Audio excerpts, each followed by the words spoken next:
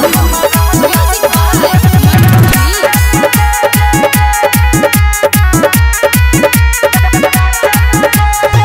से ये बाबू चढ़ल जवानी उठे भीतर बजाबे के तूफानी। अरे का कही जब से ये बाबू चढ़ल जवानी उठे भीतर बजाबे के तूफानी। एगो बादा बता द जाई कवना जगे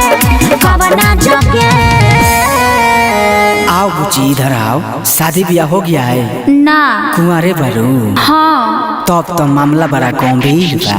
एकर पहिना उपाय कोनो बच्चा लगे, अरे बच्चा लगे, अरे बच्चा लगे। 5 मिनट में ठीक हो जाइबे, चलो चलो हमारा चाचा लगे।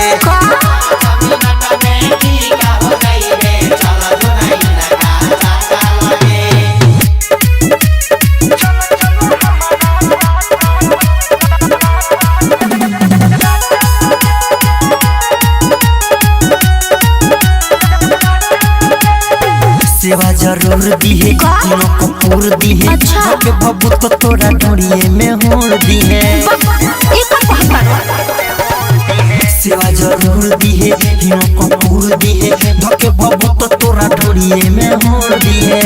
तोहर बतिया में बाखाचा छिनार तोहर लागता चाचा।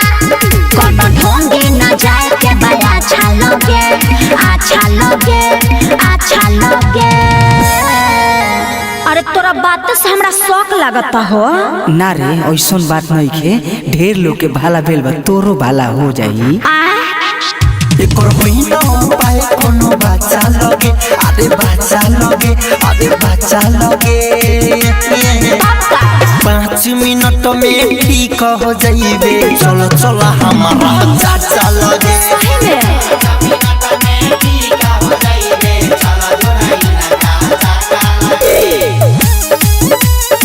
डीजे विकास सिंह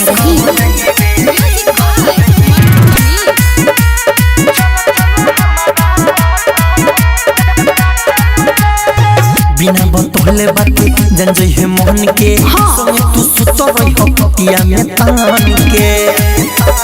ऐसन का हो? बिना बतौले बाते जन जइहे मन के। संगे तू सुत रही हो पतिया में तान के। किला गता बाहर के अंकित केला अपर गजबारा सयानन के चेला। कुछ ऐसन बताब कि साचा लगे, साचा लगे, साचा लगे। हमरा तो लगता कि ढोंगी बाबा हउए। हमरा चाचा के बारे में ऐसा मत बोल। एक बेर छीट वाले जल तबे न मिली फल। एकर पहिना उपाय कोनो बच्चा लगे, अरे बच्चा लगे, अरे बच्चा लगे।